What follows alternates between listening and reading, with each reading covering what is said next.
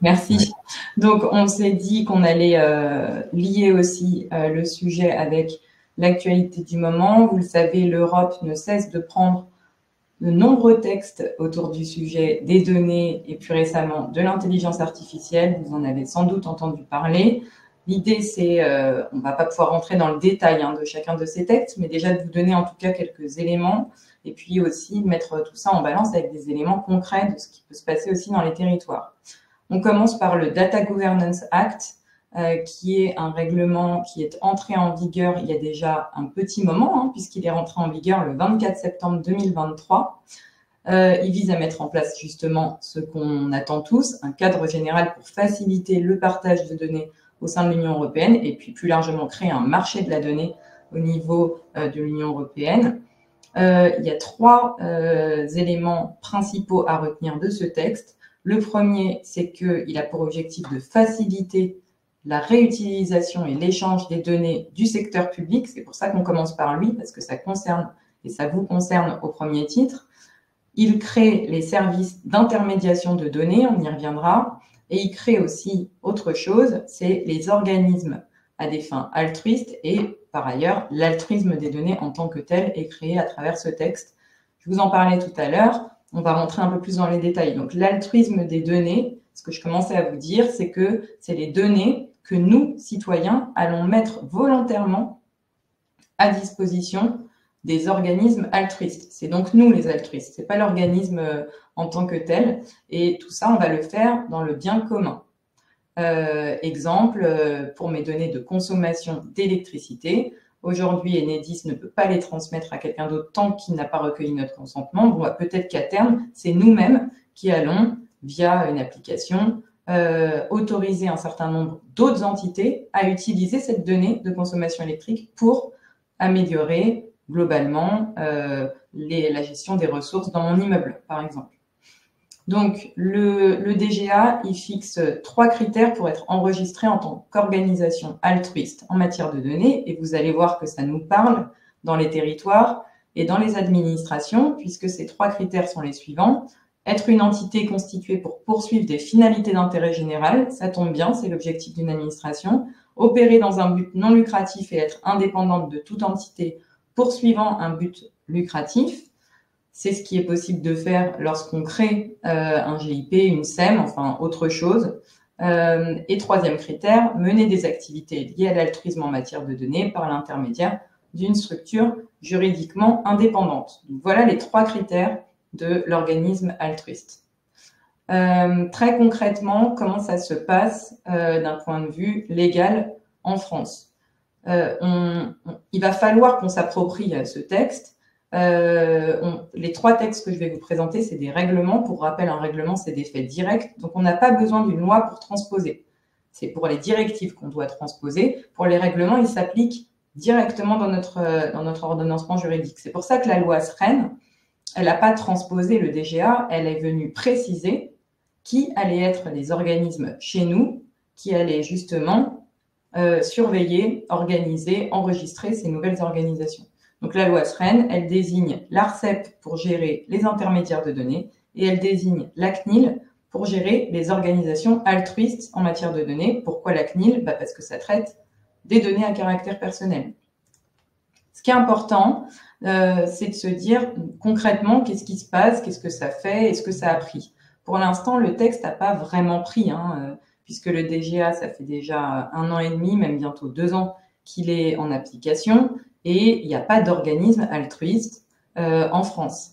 D'ailleurs, à l'échelle européenne, il y a un seul organisme qui s'est enregistré comme organisme altruiste et il est en Espagne.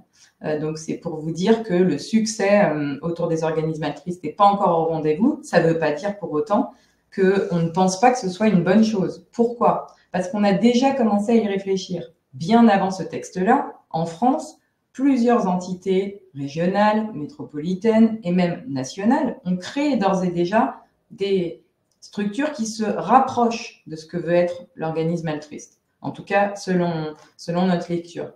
C'est le cas d'Equitia, c'est le cas du TUBA, c'est le cas au niveau national du Health Data Hub qui gère tous nos données de santé, qui est un GIP qui s'est autoproclamé tiers de confiance sur les données de santé. Mais il y a aussi d'autres initiatives qui ne prennent pas forcément la forme d'une structure, mais qui sont des initiatives qui ont dans leur ADN, dans leurs valeurs, un certain nombre des éléments qu'on peut retrouver dans le Data Governance Act.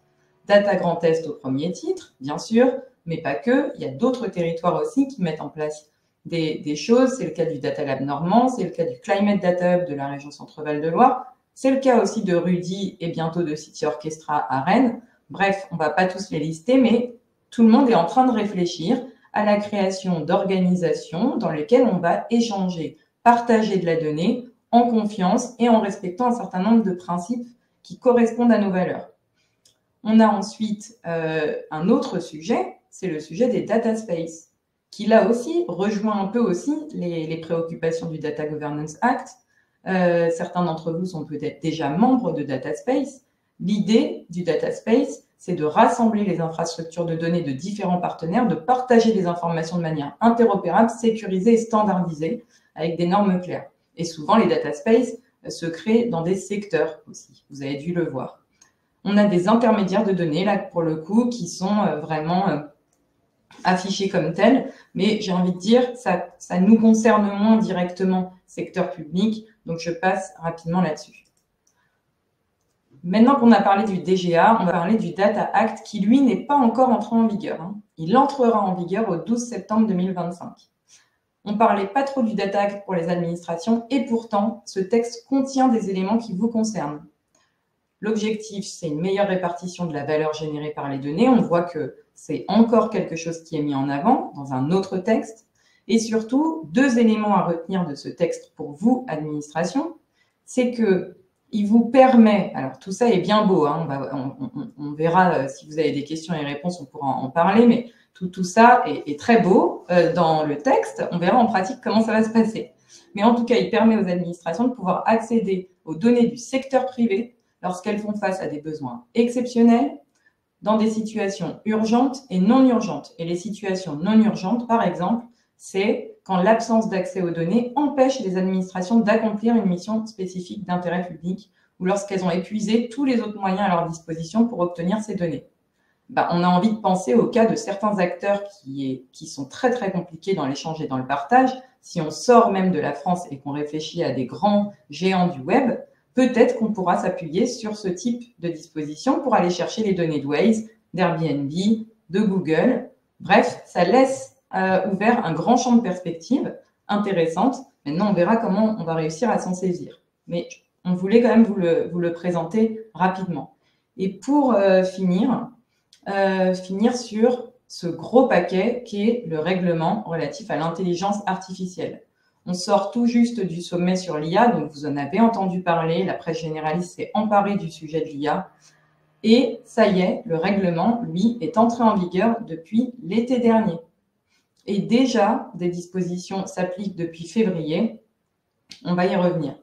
L'objectif de ce règlement, c'est un règlement quand même qui a des visées géopolitiques, puisque l'Europe a décidé de se positionner, en tout cas fortement, comme un régulateur de l'IA et surtout d'une IA de confiance.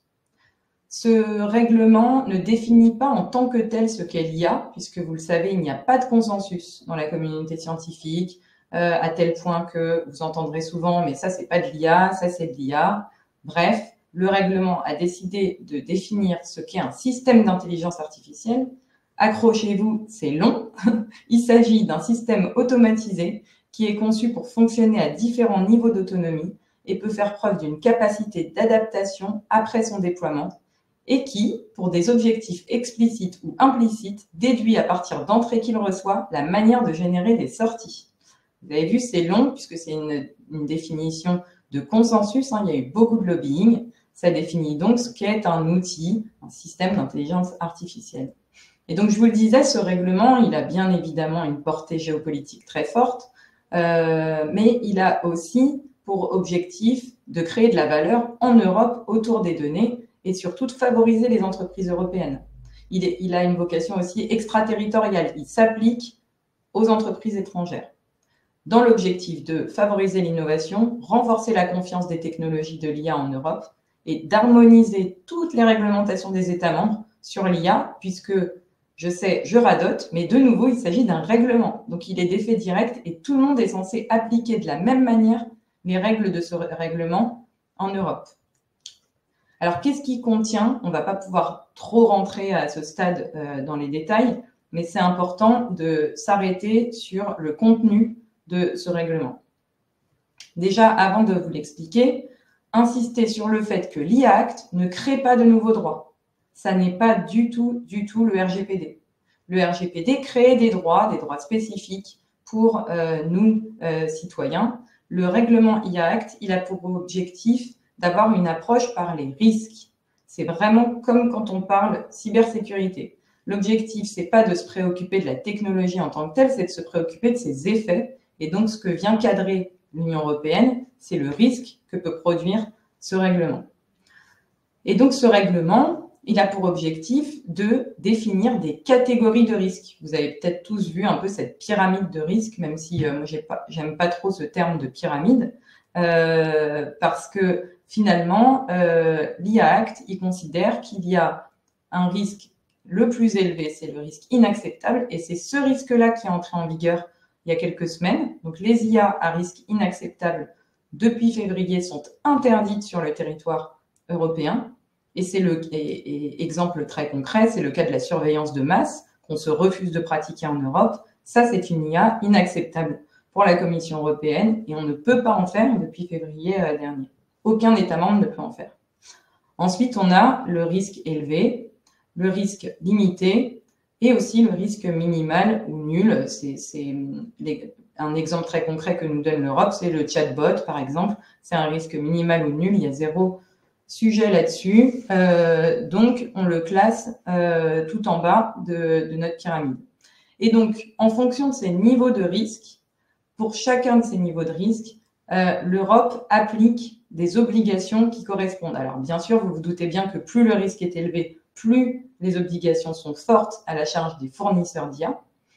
Mais c'est comme ça, en tout cas, qu'a été pensé le règlement pour le mettre en œuvre. Et donc, l'obligation, ça, c'est un deuxième élément sur lequel j'insiste. Le premier, c'était que c'était une approche par les risques. Le deuxième, c'est que pour vous, administration, en réalité, dans un premier temps, et très concrètement, ce qui va se passer sur le terrain, c'est que vous allez être sollicité, sursollicité par des entreprises privées, pas forcément des méchantes entreprises, mais qui ont des outils d'IA et qui ont prévu de recourir à l'IA pour mieux exécuter le service public. Donc, la charge de toutes ces obligations va, dans la majeure partie du temps, porter sur l'entreprise privée en charge d'exécuter le service public. C'est elle qui va être soit fournisseur, soit qui aura, en tout cas dans ses sous-traitants, des fournisseurs de SIA, et donc c'est elle qui devra se mettre en conformité.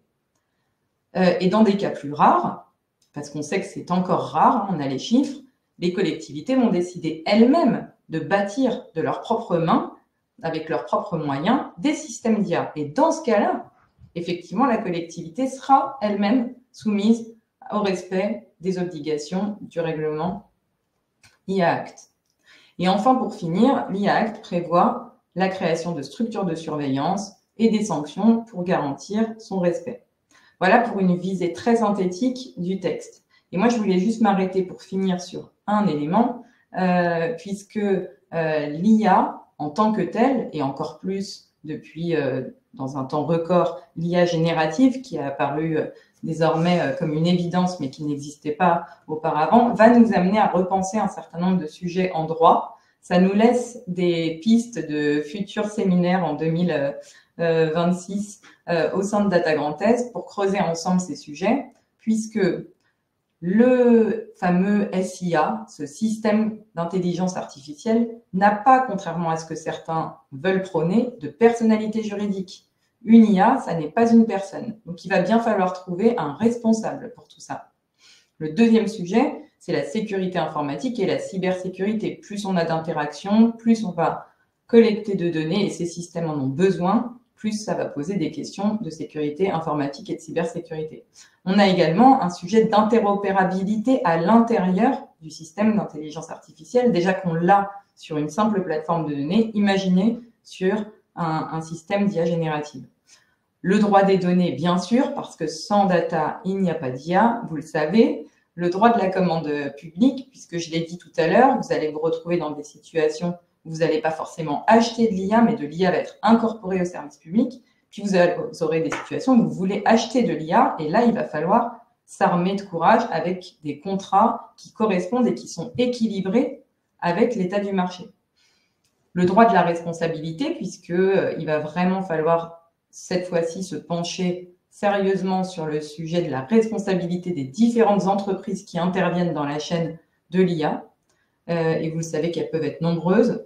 Le droit de la propriété intellectuelle, puisque à l'intérieur d'un SIA, on a plein de sous-briques telles que les logiciels, les bases de données, les codes sources, etc., etc. Donc, comment on encadre tout ça? Et bien sûr, pour finir, le droit de la protection des données à caractère personnel, parce qu'on sait que ces IAG en ont besoin et sont très consommatrices de données à caractère personnel. Voilà, je vous remercie pour votre attention et c'est parfait, il nous reste du coup quelques minutes pour pouvoir échanger ensemble sur ces nouveaux sujets. Pour l'instant, on a deux questions. Une première, peut-être plutôt pour les services de l'État, sur les risques de l'IA que tu as présenté. Est-ce que cela peut impliquer aux agents fonctionnaires de recevoir des préconisations des administrations centrales pour pouvoir utiliser ou pas certains systèmes d'IA? C'est une très bonne question que beaucoup de monde se pose, effectivement. Moi, je dis souvent, il va falloir qu'on fasse de l'IA Act à la française, parce que vous avez vu la particularité de cette situation, c'est que on a un règlement qui nous vient de l'Europe et qui s'impose dans notre ordonnancement juridique, sans même que nous-mêmes, on ait de véritables lois qui régulent l'IA. Donc, entre l'absence de loi, et c'est inédit comme situation, l'absence de loi française et le règlement, pour moi, il y a un gap qu'il va falloir combler, pas forcément avec des textes. Je pense pas que les textes soient une baguette magique, mais par contre avec de la pédagogie, des moyens d'acculturer, des guides et sans doute même des petits kits de survie sur les bonnes questions et les bonnes pratiques à avoir autour de l'IA. Et ce qui est bien, c'est qu'aujourd'hui, beaucoup d'acteurs se sont mobilisés pour former, acculturer, proposer un certain nombre de choses. Je renvoie au MOOC du CNFPT qui a décidé de mettre à disposition gratuitement de tous un MOOC dédié à l'IA et ainsi de suite. Plein d'organismes sont en train de vraiment produire de l'aide et de la pédagogie sur le sujet. Et il serait intéressant d'avoir une circulaire à minima pour les fonctionnaires des administrations centrales. Très bien. Une autre question concernant le Data Act. Tu as évoqué les dispositions qui permettaient de demander à des entreprises privées des données dont elle a besoin et qu'on ne détient pas. Dans quelle partie du Data Act tu souhaiterais avoir des précisions sur les numéros d'articles ou chapitres du règlement, si tu as des précisions, où trouver ces informations-là que tu as indiquées? Alors on pourra les transmettre, mais si je cherche là, ça va faire perdre du temps à tout le monde, mais pas de difficulté pour les transmettre. Mais il me semble qu'il y a bien une partie qui est consacrée aux administrations, à l'accès des administrations aux données privées. D'accord. Dans le cadre de marché de prestations informatiques, développement d'applications, est-ce qu'il ne faudrait pas ajouter des clauses pour savoir si les prestataires sollicités qui recourent à l'IA doivent bien respecter les droits d'auteur? C'est des questions qu'on se posait aussi hier pour un certain nombre de marchés dans les ministères où on n'arrive pas effectivement à savoir comment est utilisée l'IA pour produire à tous les stades d'un marché, pour produire l'offre déjà, ensuite pour produire les livrables du marché. Ce qui est sûr, c'est que l'IA Act contient des dispositions nous disant qu'il faut préciser, qu'il y a une obligation de préciser lorsqu'on a recours à de l'IAG pour la production d'un document. Mais plus largement, si on sort de ça, l'IA générative nous pose un sujet de droit d'auteur et de réutilisation d'éléments. Et ça, vous le savez, c'est décrié aujourd'hui par de très nombreuses personnes qui militent pour mieux protéger le droit d'auteur face à l'IA générative. Et c'est pour ça que je dis souvent un texte, c'est très bien, mais moi, je pense qu'on va avoir des contentieux et le positionnement du juge va nous aider aussi dans notre pratique du quotidien, y compris d'autres instances des régulations ce serait intéressant d'avoir un peu plus de décisions. Mais vous voyez, on est encore dans quelque chose qui est neuf. Hein. La technologie a été plus rapide que le droit, comme toujours. Et donc, pour l'heure, on sait qu'il y a beaucoup déjà de litiges aux États-Unis. Donc, ça nous aide à nous inspirer un peu en Allemagne. Mais pour l'instant, en France, on va devoir, encore une fois, créer notre législation IA à la française avec nos valeurs aussi. Une question concernant les chatbots. Pourquoi les chatbots ne sont pas considérés comme à risque, alors qu'il y a des risques qui ont déjà été identifiés, suicide, on sait qu'il y a des polémiques, la santé de chatbots devenue entre guillemets fasciste, ou liée à des idéologies. C'est le consensus qui est ressorti, en tout cas des discussions préalables à l'adoption de l'IA Act, parce qu'il fallait mettre des exemples concrets pour expliquer un peu. Et ce qui est ressorti de nombreux experts et professeurs de droit, c'était que, en tout cas, sur le chatbot, ça ne veut pas dire que le chatbot en tant que tel, en fait, c'est toute la particularité d'une IA, c'est qu'une IA, elle évolue. Et donc, on peut très bien, et ça va être une des complexités de l'application de l'IA Act, qualifier à un instant T une IA comme étant une IA à très faible risque, et pour autant, au regard de son évolution, considérer que, en fonction des biais qui vont être générés par cette IA et par les données qui y sont, elle peut devenir progressivement et changer de catégorie. Mais en tout cas, c'est pas moi qui ai pris cette décision de donner cet exemple, et je suis d'accord avec votre réaction. Il faut veiller quand même. C'est toute la particularité de l'IA. Il faut continuer de la surveiller tout au long de son existence, ce qui va, en pratique, être quand même compliqué pour ce sujet de mise en conformité. Toujours en lien avec ce qu'on vient de dire et par rapport aux sources, est-ce qu'il n'y a pas un risque de ne plus arriver à connaître les sources d'origine utilisées par les IA, à force de boucler comme ça? Est-ce qu'il ne faudrait pas arriver à avoir un certificat qui soit appliqué aux données produites, en particulier aux données en open data qui sont beaucoup diffusées, mais aussi réutilisées pour garantir quand même la source? Voilà, c'est un beau sujet de thèse. Oui, ça donne envie de réagir sur plein de choses, parce qu'il n'y a pas que ça. Il y a aussi le fait qu'à force, et on l'entend de plus en plus dans la presse, on arrive, alors que le modèle est tout récent, presque à la fin du modèle, puisque ça y est, toutes les données d'Internet ont été utilisées. Et donc, la question, c'est que les IA vont continuer de simplifier. En simplifiant, est-ce qu'on ne va pas finir par avoir des réponses d'IA trop simplistes? C'est un des risques qui est envisagé, parce que cette masse de données, en la travaillant, en la retravaillant, vous avez raison d'insister sur ce point, de dire à la fin, on perd la source. Il ne faut pas oublier qu'il y a quand même des prises de décision par le fabricant dans son IA, et c'est ce qui aujourd'hui est un peu la boîte noire sur laquelle il y a eu beaucoup de lobbying à Bruxelles.